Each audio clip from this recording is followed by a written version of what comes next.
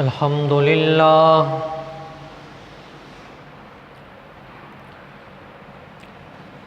الحمد للہ وکفی والصلاة والسلام علی من لا نبی بعد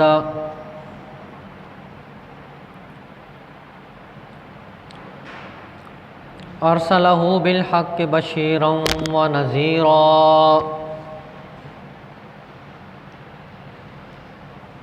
وداعیا الی اللہ بإذنہ وسراجا منیرا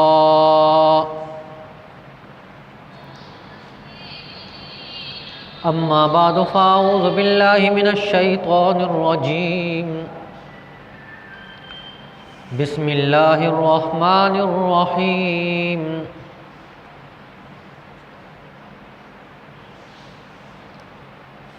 وما ارسلناک الا رحمة للعالمین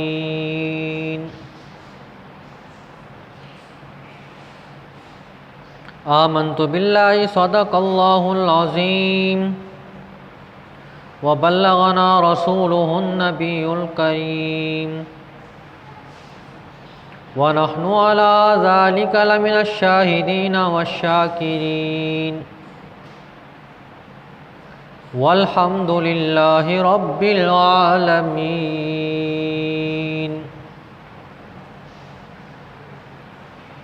قابل صد احترام و تکریم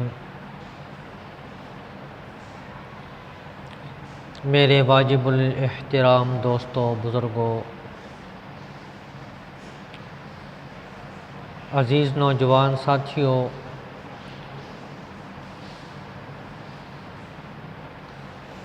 آپ حضرات کے سامنے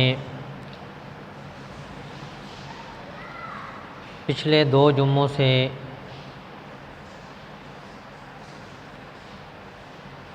قادیانی جماعت کا تعارف کرایا جا رہا ہے۔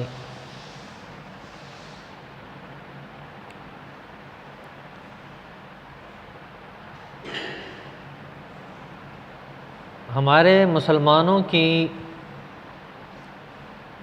لا علمی کا کیا ہی کہنا،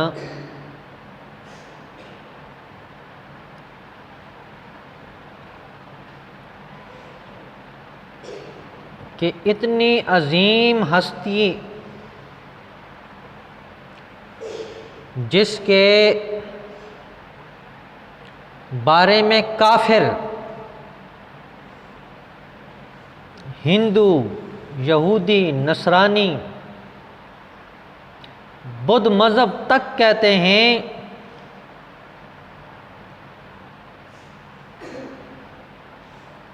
کہ اس جیسی ہستی دنیا میں نہ آئی ہے نہ آئے گی، لیکن ہمارے مسلمان اس سے بے خبر ہیں۔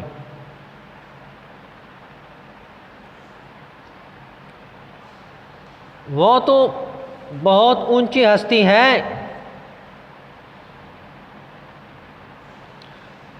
ان کے غلاموں جیسا بھی کوئی نہیں ملتا۔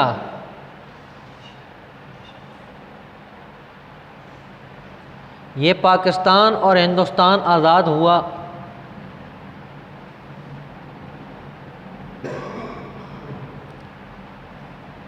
تو اس وقت جو پارٹی کے سربراہ تھی خاتون، تو اس نے ایک اعلان کیا، دنیا نے سنا، ہر اخبار نے لکھا، دشمنوں کے اخبار نے لکھا۔ اس نے کہا مجھے ہندوؤں میں کوئی ایسی نامور شخصیت نہیں ملتی جن کا میں تذکرہ تمہارے سامنے کروں، سادگی کے حوالے سے،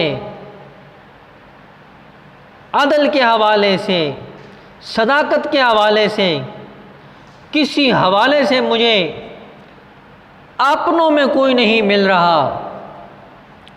مجبوراً میں مسلمانوں کے خلفاء کا نام آپ کے سامنے لیتی ہوں کہ آپ ابو بکر صدیق رضی اللہ تعالیٰ عنہ اور عمر رضی اللہ تعالیٰ عنہ والی سادگی اختیار کریں۔ ان کے غلاموں جیسا کوئی نہیں تو ان جیسا کون ہو سکتا ہے؟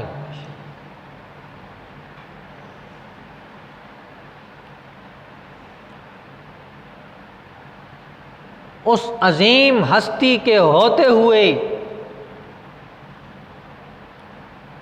ہماری نظریں کہیں اور جا کر ٹکتی ہیں۔ اس کی وجہ یہی ہے کہ ہمیں اس کے بارے میں علم نہیں۔ نبی پاک صلی اللہ علیہ وسلم رحمت للعالمین ہیں، ساری کائنات کے لیے، جہانوں کے لیے رحمت ہیں، دنیا میں بھی رحمت، قبر میں بھی رحمت، آخرت میں بھی رحمت۔ حساب شروع ہونے کا وقت آئے گا،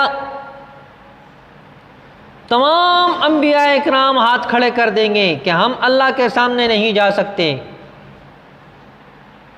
آدم علیہ السلام فرمائیں گے مجھے پوچھ لیا کہ تو نے وہ دانہ جس سے میں نے روکا تھا کیوں کھایا؟ نوح علیہ السلام فرماتے ہیں کہ مجھ سے پوچھ لیا جائے کہ تو نے اپنے بیٹے کے لیے دعائے مغفرت کیوں کی، میرے پاس کیا جواب ہے؟ تمام انبیاء اکرام نے ہاتھ اٹھا لیے، ہم سفارش نہیں کر سکتے۔ عیسیٰ علیہ السلام فرمائیں گے آج اگر اللہ کے سامنے کوئی جا سکتا ہے تو وہ ایک ہی ہستی ہے، وہ آخری پیغمبر ہیں، نبی پاک صلی اللہ علیہ وسلم جا کر سفارش فرمائیں گے۔ اللہ جلال میں فرمائیں گے لاؤ حساب کے لیے میرے سامنے، کہاں سے ابتدا کروں؟ تو نبی پاک صلی اللہ علیہ وسلم صدیق اکبر رضی اللہ تعالیٰ عنہ کو سامنے فرمائیں گے کہ حساب لو۔ اس وقت اللہ رب العزت کا غصہ کم ہو جائے گا، حساب شروع ہو جائے گا۔ اتنی عظیم ہستی ہے ہمارے پیغمبر، اور دوسری طرف جن کے لیے مملکت پاکستان میں تبلیغ بند، تم علل اعلان کسی کو دعوت نہیں دے سکتے، تم مسجد نہیں پہ آ سکتے، تم اذان نہیں دے سکتے، تم مسلمانوں کے شعار کو استعمال نہیں کر سکتے ہو، اور جس کو انہوں نے نبی مانا ہے وہ دنیا میں آتے ہی عذاب بن گیا۔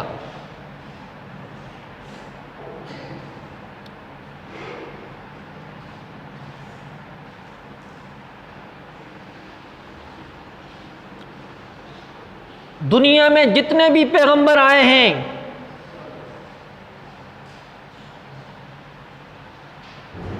ان سب کا استاذ خود بذات خود اللہ رب العزت ہیں۔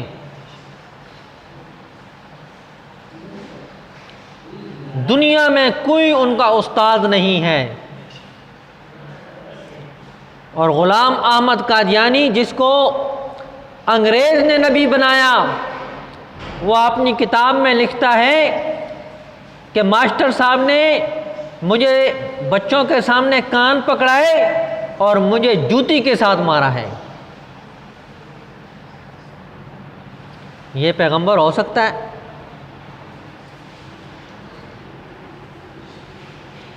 جو وکیل بنا، ناکام وکیل بنا، انگریز نے 3 علماء کو خریدنے کی کوشش کی کہ تم نبوت کا دعویٰ کرو، اور تینوں گمراہی کے علم بردار تھے۔ پہلے کے پاس گئے، بات چیت ہوئی، انہوں نے کہا کہ ہم سب کچھ کر سکتے ہیں لیکن اتنا بڑا گھناؤنا کام ہم نہیں کر سکتے، نبوت کا دعویٰ ہم نہیں کر سکتے۔ انہوں نے کہا ایک ہے مالی خولیہ کا مریض، آپ اس کے پاس چلے جائیں، یہ کام وہی کر سکتا ہے۔ اور جس کو تم اپنا رہنما مانتے ہو، بڑی بڑی تصویریں لگاتے ہو، اس کی تفسیریں پڑھتے ہو، انگریز نے اس کی خدمت میں بھی جا کے درخواست کی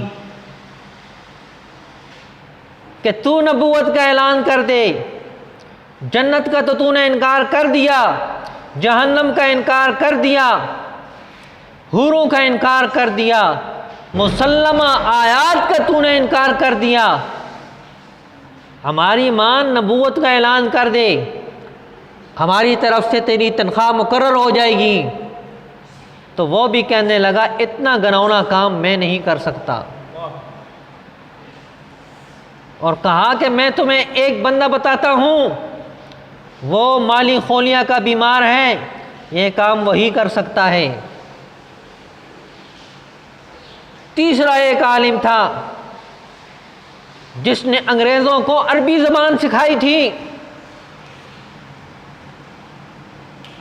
اس کے پاس گئے کہ تیرا ہم پر بہت بڑا احسان ہے، عربی زبان تو نے ہمیں سکھائی، مسلمانوں کو ہم نے ورغلانے کی بہت کوشش کی لیکن ہمارا کوئی ہتھ کنڈا نہیں کامیاب ہو سکا، چلو ہم تمہیں درخواست کرتے ہیں تم نبوت کا اعلان کر دو۔ تو اس عالم نے بھی کہا اتنا بڑا کام ہم نہیں کر سکتے۔ اس نے بھی کہا ایک مالی خولیہ کا بیمار ہے جو اول فول بکتا رہتا ہے، یہ کام وہی کر سکتا ہے۔ تینوں لوگ جنہوں نے نام دیا تھا انگریز کو، وہ نام تھا غلام احمد قادیانی۔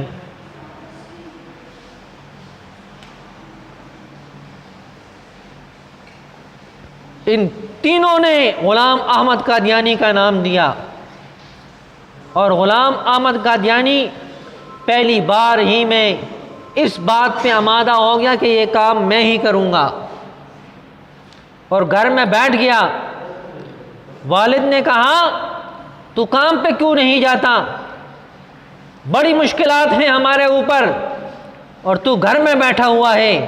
اس نے کہا ایسی نوکری لگ گئی کہ قیامت تک ہمارا نام ہی چلتا رہے گا۔ اس کو یہ خبر نہیں تھی کہ قیامت تک تجھ پہ لعنتیں ہی ہوتی رہیں گی۔ انگریز نے اس کا ماہانہ مقرر کیا 500 روپیہ، اور اس نے یہ ایک نیا سلسلہ شروع کر دیا۔ یکدم نہیں شروع کیا، پہلے وہ مناظر بنا، عیسائیوں کے ساتھ مناظرے، یہودیوں کے ساتھ مناظرے، ہندوؤں کے ساتھ مناظرے۔ جب کوئی تھوڑی سی ٹھاٹ باٹ بن گئی تو اس نے اعلان کیا میں مجتہد ہوں، میں دین میں تجدید کر رہا ہوں۔ تو اس وقت جو پائے کے علماء تھے، تمام مکاتب فکر کے جو راسخ فی العلم تھے، وہ اس سے پیچھے ہٹ گئے کہ یہ تو فتنہ ہے، وہ پیچھے ہٹ گئے۔ لیکن بات تو بن چکی تھی اس کی،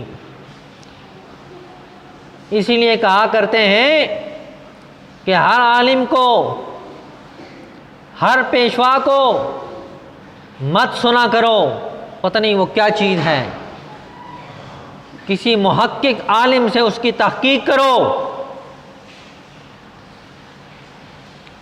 ہمارے ہاں یہ نہیں دیکھنا، بلکہ آج کل تو یہ ہے جی وہ قرآن میں کس نے تحقیق کی ہے، جو مرضی اٹھ کے بیٹھ جائے۔ پھر کیا ہوتا ہے، پھر ایسے ایسے مغلظات بک دیتا ہے کہ جب تنقید کی جائے کہتے یہ میری رائے ہے، تو کہاں سے آ گیا رائے دینے والا؟ مفسرین نے لکھا ہے کہ جس کو 18 علوم پہ عبور نہ ہو وہ تفسیر بیان کر نہیں سکتا، تفسیر لکھ نہیں سکتا، یہ مفسر قرآن بن کے بیٹھا ہوتا ہے۔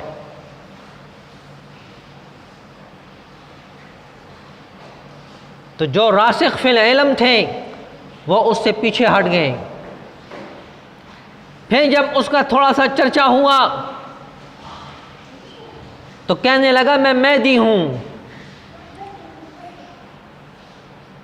وہ میں نے مراشیوں والا واقعہ پچھلے جمعے کو سنایا کہ مراشی تو پہچان گئے یہ مہدی نہیں ہو سکتا، لیکن یہ پڑھا لکھا طبقہ جو اپنے آپ کو گریجویٹ کہتا ہے، ان بیچاروں کو ابھی تک سمجھ نہیں آئی کہ یہ نبی ہے یا نہیں۔ وہ مراشی اپنے آپ کو کہلانے والے، گانے گانے والے، وہ پہچان گئے کہ یہ مہدی نہیں ہے۔ اس کے بعد اس نے نبوت کا اعلان کیا، اور خود اتنا بے وقوف تھا، حد درجے کا بے وقوف آدمی تھا، لیکن اس کو حکیم نور الدین مل گیا تھا، وہ بڑا چالاک آدمی تھا، وہ شگوفیں ان کو دیتا، اور اس کو تقویت دینے والا وہی حکیم نور الدین تھا۔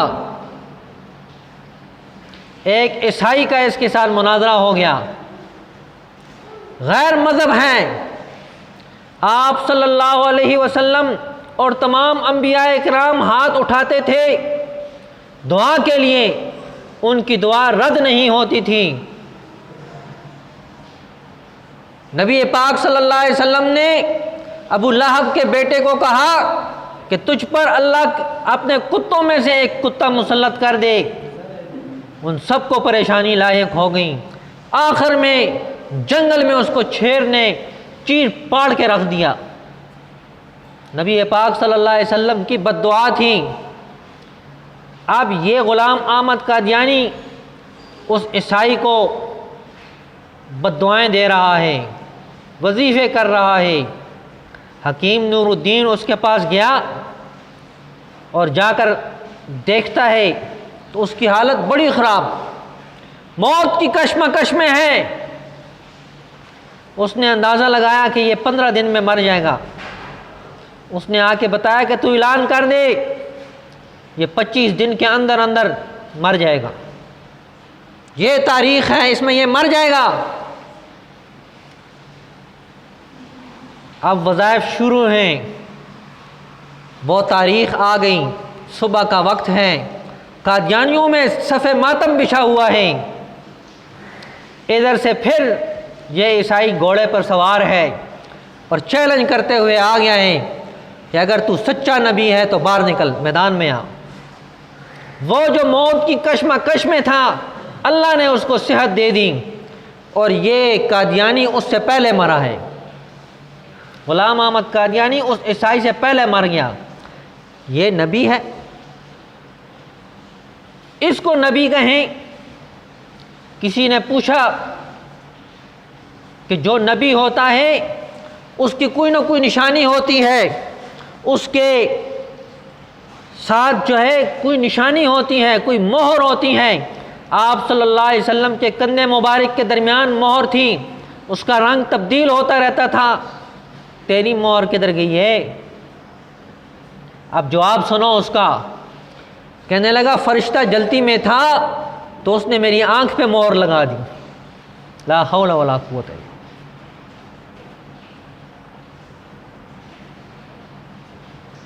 ایک گڑ رکھتا تھا جیب میں اور ایک ڈیلا رکھتا تھا جیب میں۔ یہ آپ پرانے بزرگوں سے پوچھ سکتے ہیں کہ ڈھیلا اس دور میں کس کام آتا تھا؟ پاخانہ صاف کرنے کے لیے استعمال کیا جاتا تھا۔ اب اس کا دماغ دیکھو، وہ گندگی کا ڈیلا یہ کھایا کرتا تھا اور گڑ کے ساتھ یہ پخانہ صاف کرتا تھا۔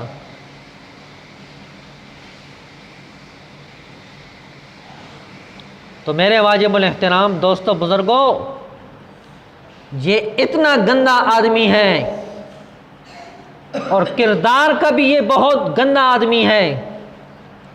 تو میرے واجب الاحترام دوستو بزرگوں، علماء کے ساتھ رابطہ رکھو۔ علماء کے ساتھ تم رابطے میں رہو گے تو ان فتنوں سے بچو گے، ورنہ پھر پانی جب سر سے اتر جاتا ہے پھر یاد آتا ہے جو ہمارا چچا زاد بھائی ان کے ساتھ بیٹھتا ہے، ہمارا کزن ان کے ساتھ بیٹھتا ہے، ہمارا ماموں کا بیٹا ان کے ساتھ بیٹھتا ہے۔ تو جب آپ کا تعلق علماء سے مضبوط ہوگا تو یہ فتنے تمہارے پاس نہیں آ سکیں گے۔ اور میں آپ کو ایک اور بات بھی بتاتا چلوں، جمعیت علماء اسلام نے اس دور میں ان تمام جتنے بھی گروہ ہیں قادیانیوں کے، 8 گروہ ہیں، 8، ان تمام 8 گروہوں کے اوپر تبلیغ پہ بھی پابندی ہے، اذان پہ بھی پابندی ہے، نماز جو ہے پڑھانے پہ بھی پابندی ہے، اجتماعات پہ بھی پابندی ہے، علی الاعلان اپنا مسلک بیان کرنے پہ بھی پابندی ہے، اور اپنی عبادت گاہوں کے مینار بنانے پہ بھی پابندی ہے۔ ان کی عبادت گاہیں دیکھو بغیر مینار کی ہوں گی، یہ اذان نہیں دے سکتے، مسلمانوں کے جتنے شعائر ہیں یہ اس کو نہیں استعمال کر سکتے ہیں۔ صحابی رسول گناہوں سے محفوظ ہے، نبی ہمارا تمام علماء کا عقیدہ ہے اللہ ان کو گناہوں سے بچاتا ہے، اور اللہ نے فرمایا کرہ الیکم الکفر والفسوق والعصیان، تمام لوگ گناہوں سے پناہ مانگتے ہیں ہمیں گناہوں سے بچا، لیکن گناہ جو ہیں وہ صحابہ اکرام سے پناہ مانگتے تھے ہمیں ان کے قریب نہ جانے دے۔ صحابہ اکرام گناہوں سے محفوظ ہیں، اور اس کے جتنے خلفاء ہیں وہ سب کے سب گندگی میں مبتلا ہیں۔ آپ عموماً اخبار میں پڑھتے ہیں، ہمیں بیان کرنے کی ضرورت نہیں۔ تو عرض کرنے کا مقصد یہ ہے کہ یہ حضرات ہمارے اندر گھس چکے ہیں۔ ساتھی بتا رہا تھا کہ پہلے 2 گھر تھے، اب 38 گھر ہیں۔ کس وجہ سے؟ کہ ہم مسلمان غافل ہیں۔ مسلمان بیدار ہوتا تو یہ کیوں آتے؟ اس لیے اپنے آپ کو بیدار کرو۔ دعا ہے کہ اللہ رب العزت مجھے بھی اور آپ کو بھی ان برے فتنوں سے اپنے آپ کو بچانے کی توفیق عطا فرمائے۔ وما علینا الا البلاغ المبین۔